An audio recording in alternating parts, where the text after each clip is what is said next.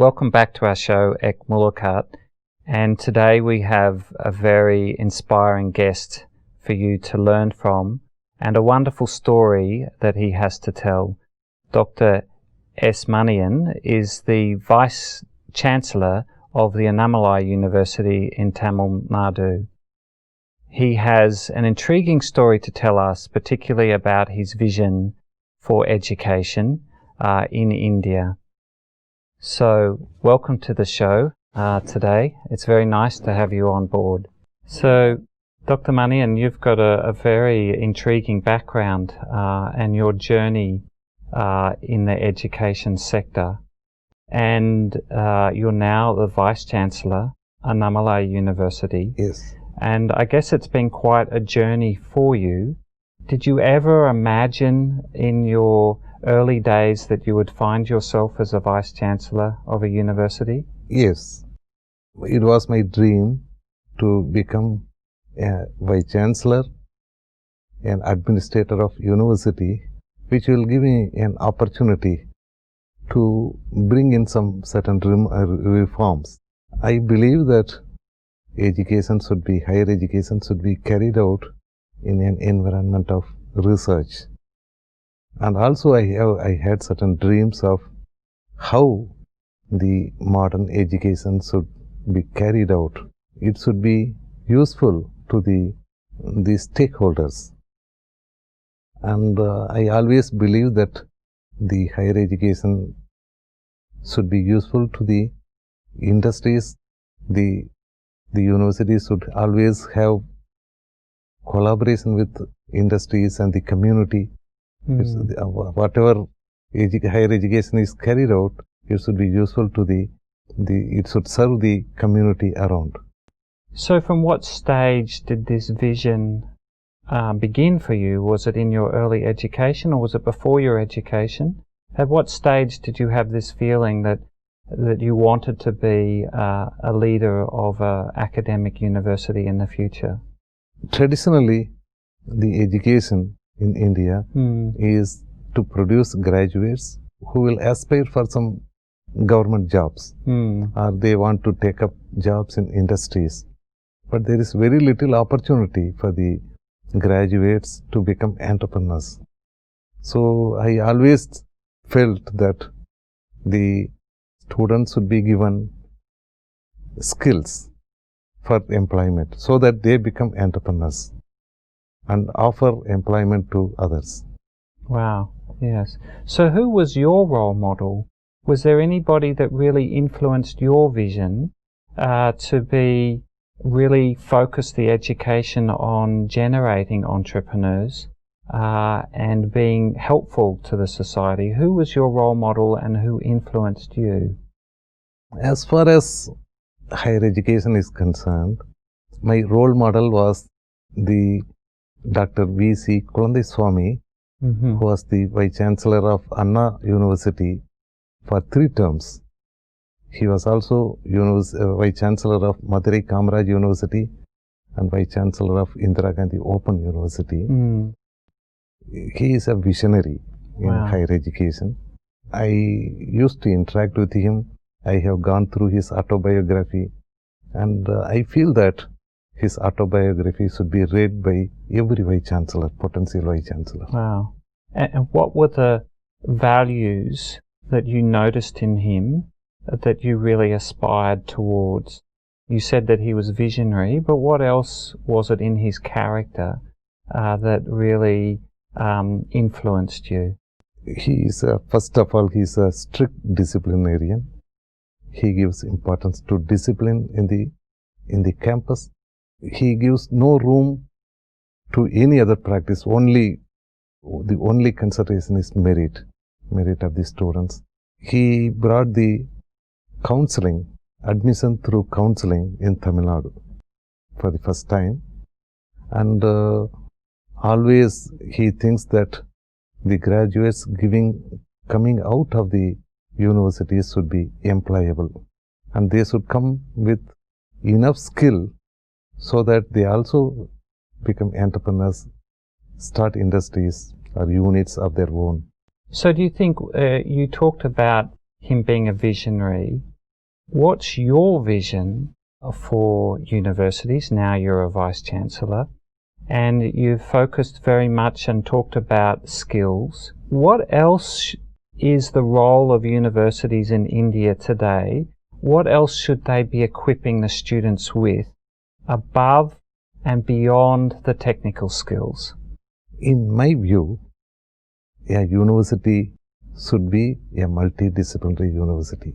It should not be a monolithic university teaching only one aspect. There should be enough scope for interdisciplinary approach, interdisciplinary research.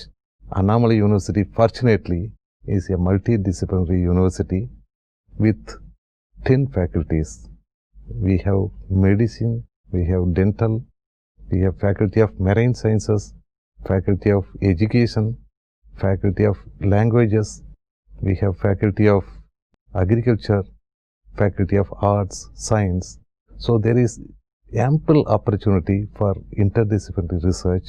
We can focus our entire team to application-oriented research. We can tackle any problem with different angles. And also I feel that the higher education should be carried out in an atmosphere of research. If the higher education is carried out in small colleges where there is little scope for research, if the faculty are not exposed to research, the thinking, the perception of the students will suffer. There's a real call today in India and abroad for new leaders that are ethical leaders, who are not only technically competent, but are able to handle difficult ethical situations that they may come up in whatever industry that a student ends up working in. What do you think is the role of universities today in character development of the students? The students are prepared to take up job. They are mechanically prepared. But in those days, the teachers not only complete the syllabus, cover the syllabus, they also talk outside syllabus, talk about the ethics, moral values. They give advice to students, and we learn from the teachers that we have a role outside our curriculum. We have to be a better citizens, good citizens. We have to be role model for our youngsters. And what is our role as parents? What is our role as citizens? And the service to this community. But nowadays, since the students are prepared only to face examination and to get job, unfortunately, they miss these value systems. So now it is imperative that we have to introduce certain value-based programs, courses in their program. One or two papers, courses have to be introduced on value system, ethics, spirituality, so that they come out as better citizens and they will be useful to the society. What you're saying is that there's two components to the education, and that is the technical component and making people technically competent. But it's the other side, which is the emotional side, and the ability to build strong relationships, be ethical in difficult situations. Do you think that our educators of today, our lecturers, our professors, are equipped enough to start a dialogue and a conversation around values, or do our educators need a little bit of training of how to initiate this conversation around values and ethics? Unfortunately, in today's world, many of the teachers they teach only the subject, and they are not competent to offer counseling to students and teach them the ethics and moral values. So this is time that we train the teachers so that they make the citizens, mold the students as good citizens. When they come out, the students would be able to balance themselves in times of difficulty. They should be able to manage themselves. They should be able to come out. There's a saying that values are caught, they're not taught. So you can't tell somebody that peace looks like this. You've got to give them an experience of peace and cooperation and all of the things that are required in a common day workplace. Do you have any vision or ideas of how you could start to generate that type of conversation within your university? There are different ways of molding them into good citizens. One is first to offer them certain programs like yoga and meditation, so that they could balance themselves emotionally. The other programs are like national service, national social service programs, Red Cross, like where the students will have ample opportunity to work as a team. Yeah. They can be involved in rural service, health service. They can be taken to villages, and they can be given opportunity to serve in the village, to help the farmers, to help the artisans, and also to live with them so that they will understand the problems faced with the community. Otherwise, they should not be allowed to stand alone. Your vision is very inspiring, and I'm sure it will be very inspiring to our listeners, that you have this idea of volunteerism, or seva, as we call it in India, as an important part of developing them so that they can put themselves into the shoes of others. I think that the two other aspects that I wanted to capture on a little bit was this emotional balance, and you mentioned yoga and meditation. What do you think the role yoga and meditation can play in creating the emotional balance for both our students and for our professors, our lecturers, our educationalists? So now the problem facing the student community is that most of the time the students spend with computers, with the cell phones, internet.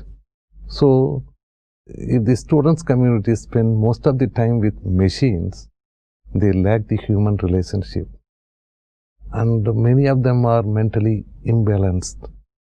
They are easily irritated, and they lack the quality of the teamwork or getting along with others, friends. Okay. And I think by introducing certain programs like yoga and meditation, will shape them into good citizens, make them to control their emotions. Other souls also equal to them. So in a society with a lot of differences, such programs, spiritual programs, will give the students an opportunity to treat fellow human beings equal, and that will reduce the gender bias, community bias, caste bias, religion bias. So people should think, we have to make them to think that all human beings are equal, and when given opportunity, they can also do well. So thank you very much. It's been inspiring to spend these last moments with you, seeing your vision for the future, and I feel that the youth, particularly those that are going to Annamalai University, are in safe hands, and I personally look forward to following your journey and your success over the next couple of years. Thank you very much. Thank you very much. I'm sure you'll all agree that that was a very inspiring interview with Dr. Manian. He shared with us so many takeaway messages that we can use in our day-to-day practical life. And I think one of the things that really touched my heart was how he had a vision for where he would be in the future, that he would eventually be a Vice-Chancellor, because he really wanted to make an impact in the society and in the world at large through education. And the other take-home messages that we have from Dr. S.Manian today is around values-based education and the importance of not just focusing on the development of our youth from a technical, knowledge, educational point of view, but also giving them the opportunity and the skills to develop emotionally and to be able to serve the community. So, a very inspiring interview, and in the future we'll have many more interviews like this, so we look forward to having you back with us very soon. Thank you. Bye for now.